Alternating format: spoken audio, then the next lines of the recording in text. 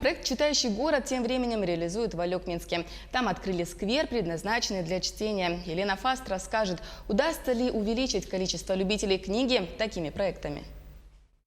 В последнее время книга бумажная начала было сдавать позиции своим электронным собратьям. А между тем, само перелистывание страниц уже создает особое настроение.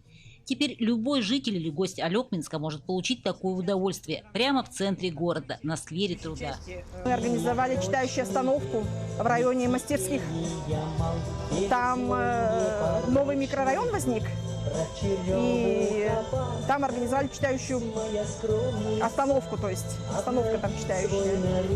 Но там-то востребовано очень, потому что мы не успеваем туда возить книги, потому что у нас там есть волонтеры, и они звонят, фотографии посылают: Нина Яковлевна, полка пустая.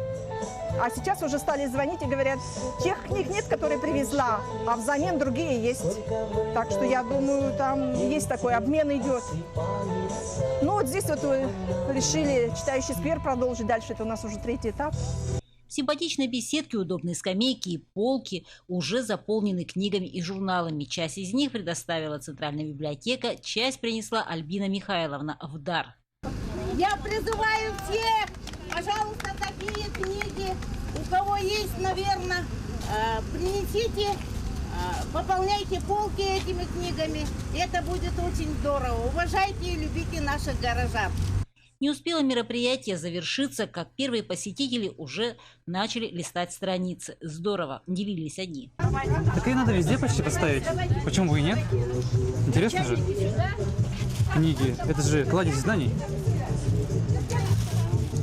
Серьезно говорю, нужно везде их поставить почти. В центре города, вон там, на площади. Почему нет?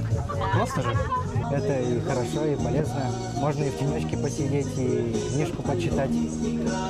Обязательно буду сюда ходить и друзей водить. Светлана пришла сюда не одна, с маленьким сынишкой, сама любитель книг. Очень надеется, что и молодежь научится любить чтение. Мне кажется, востребовано будет центр города, приобщение к культуре.